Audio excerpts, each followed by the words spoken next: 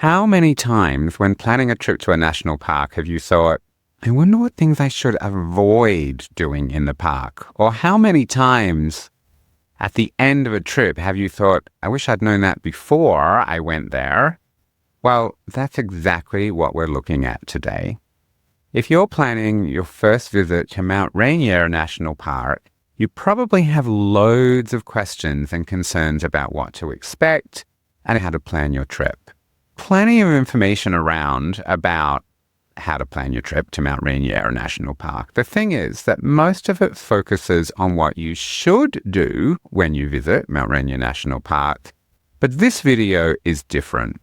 In today's episode, I'm sharing what not to do. If you're watching this on YouTube, please like and subscribe right now. If you're watching or listening to this somewhere else, follow my podcast to get the episodes as they come out.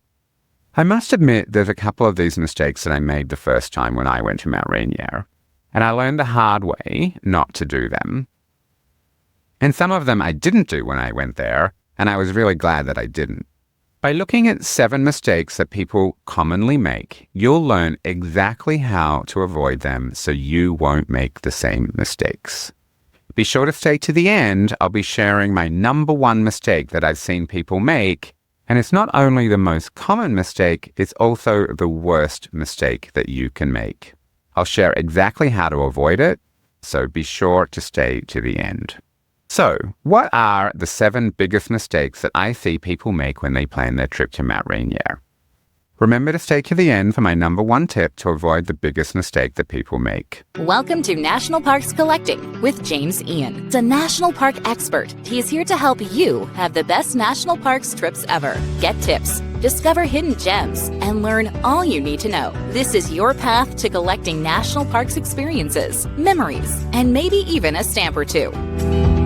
What's the first mistake that people make when they're planning a trip to Mount Rainier? A common mistake that people make in Mount Rainier is getting a late start each day. I know it's tempting, you're on vacation, but the park gets really crowded and it has a very short summer season. So if you get too late a start in the day, you will regret it for sure. Getting to the national park early in the morning will help ensure that you have it mostly to yourself. It maximizes your chances of avoiding long lines at the entrance stations. You'll also get a better parking spot, and the trails are so much nicer in the morning. They're much more peaceful. There's a lot fewer people on them. The light's really nice. There's also the best reflection of Mount Rainier in lakes, especially beautiful in the morning. The winds are calmer. The lakes are often like a perfect mirror. One of the best places to see this is Reflection Lakes. It's right off Stevens Canyon Road, not too far from Paradise. What's another mistake that people make when they're planning a trip to Mount Rainier National Park? Something that I really think can negatively impact your trip to Mount Rainier is not hiking. The best way to see this amazing national park is by hiking it. There are over 200 miles of trails that lead to beautiful waterfalls, breathtaking views of the mountains, green forests. The park is just so beautiful. And hiking is a great way to see it. I know that not everybody can hike. If you have mobility issues, of course, this isn't an option. There are lots of great viewpoints that you can see from the drive, so you should definitely still visit the park. But if you can, absolutely recommend getting out on the hiking trails. You'll see so much more of the park. Some of the best hikes in the park, in my opinion, are the Skyline Loop. This is the most famous hike. But also the Mount Freeman Lookout Trail in the Sunrise area, and the Tolmy Peak Trail. These hikes just have incredible views of Mount Rainier when the weather's clear. If you're looking for glaciers, you could also do the Third Burrows hike, the Glaciation Trailhead hike, Emmons Glacier Overlook hike. There's several hikes where you'll see really beautiful glaciers.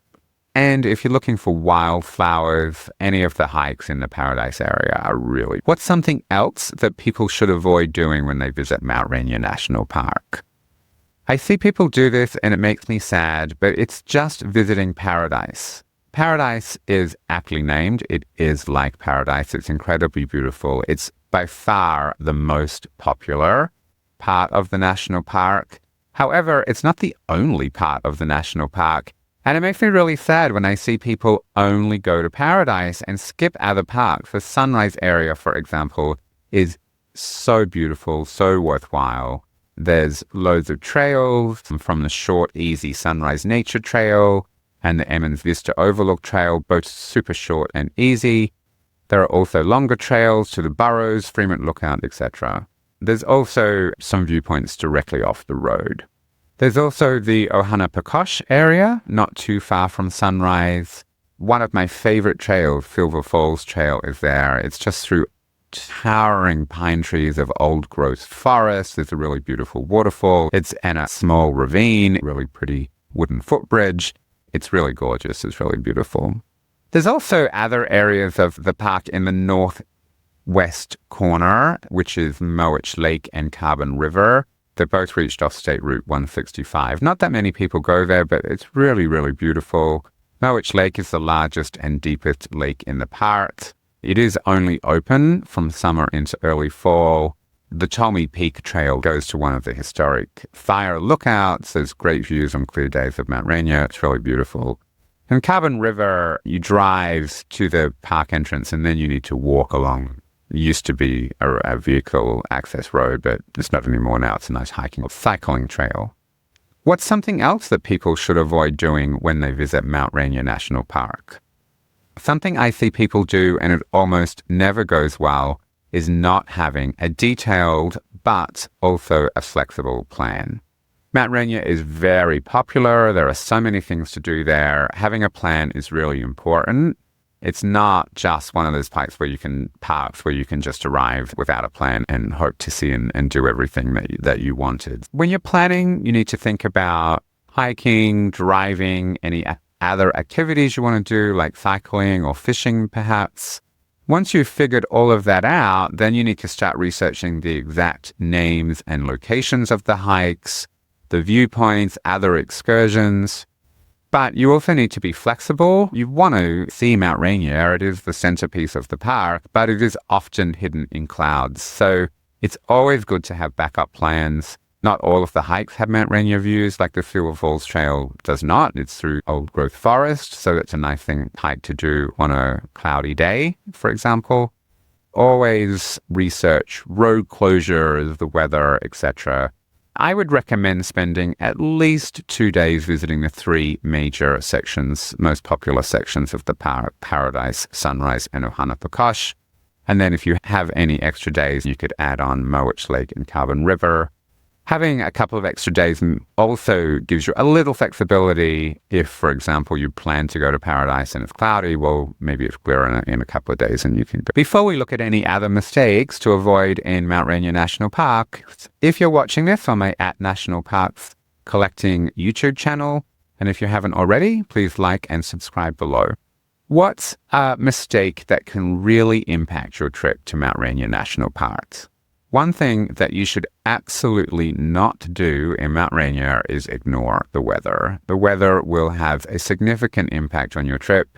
You want to try to see Mount Rainier. It is the centerpiece of the park. However, this is the Pacific Northwest and it's famous for cloudy days and rain, but there are very clear, beautiful days. They typically happen in the short summer season.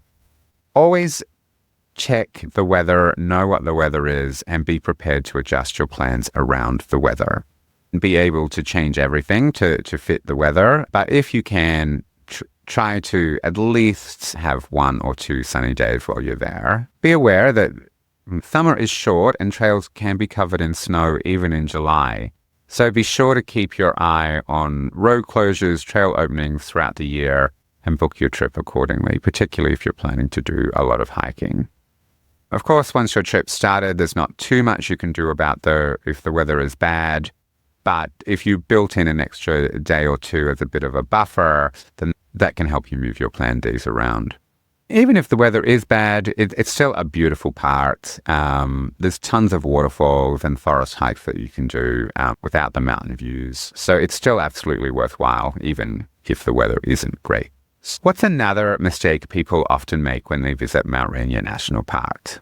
If you've been many times or if you live locally, you can ignore this one. But if you're traveling to get there, I think it's a real shame to see many people not also visiting Olympic National Park. The two parks are only 2.5 hours apart from each other. They're both about a 2-hour drive from Seattle. So traveling all the way to go to Mount Rainier, and I highly recommend that you do, but if you're traveling all the way to get Mount Rainier, it's a real shame not to add on Olympic. Olympic has mountains, it has beaches, it has lakes, it has forests. It's a really beautiful national park, and I highly recommend going there as well on the same trip if you can. What's the biggest mistake that you can make when planning a trip to Mount Rainier National Park? Well, the biggest mistake and my top tip in just a moment. But today, we've already looked at 6 mistakes that people often make when planning their Mount Rainier vacation. We have one more to go, so stay to the end to hear my number 1 tip, but all of these things will help you plan your trip to Mount Rainier. However, even keeping these in mind, there's just a lot that goes into planning a trip to Mount Rainier National Park, and it can be really difficult to know exactly what to do and when. The number 1 thing that people ask me about is how to put together an actual itinerary. They worry that they'll miss something cool, that they'll be somewhere where everybody else is at exactly the same time, and that they'll spend their time waiting at the entrance station or at a parking lot waiting to get parking or get turned away because the parking lot is full, which happens in Mount Rainier. Some of them are traveling with their whole family and stress about keeping everyone happy.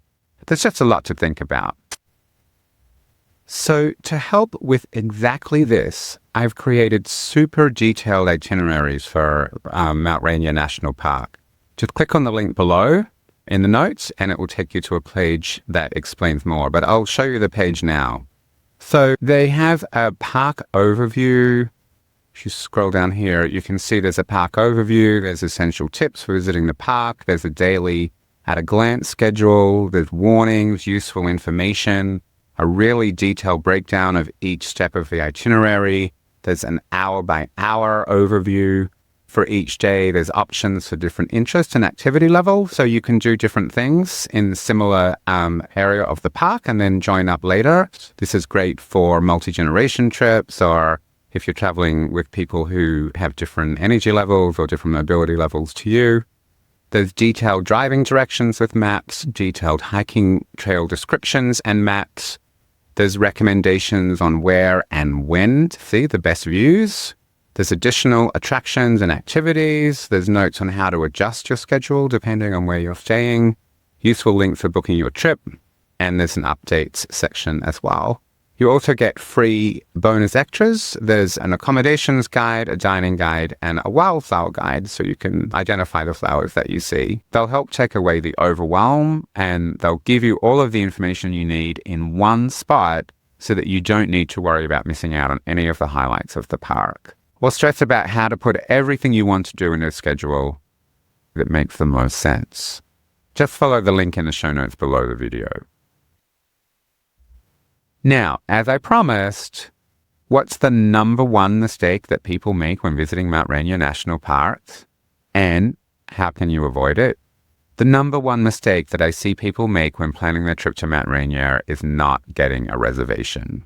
Reservations for national parks, not all of them, but some of them started a few years ago in response to overcrowding. So that some of the national parks, the more crowded ones, have implemented a reservation system. And Mount Rainier is now one of those parks. You need reservations to enter Paradise and Sunrise in summer. The periods are slightly different. You'll need a reservation to visit the Paradise section of the park from late May to early September, and you'll need a reservation to visit the Sunrise section of the park from early July to early September.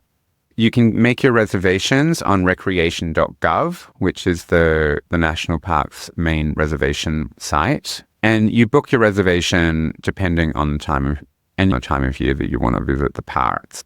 If you make this mistake and don't get a reservation, or if you tried and you just didn't succeed in getting a reservation, you can and should still visit the park. You just need to enter the park either before or after the reservation period for the day. Typically, it's from 7 a.m. to 3 p.m. It can vary slightly from year to year, so always double check the current requirements. The other thing is you can visit in the shoulder season after the reservation period ends in early September. September is actually a really beautiful time to visit the park. Be aware, though, that a lot of people have the same idea. So sometimes the parking and the roads can be more congested when there's no reservation system in place because people wait and then everything gets kind of crowded. But it does mean that you don't need to make a reservation if you visit in the shoulder season when things are still open, but the reservations are not required, which is the most convenient.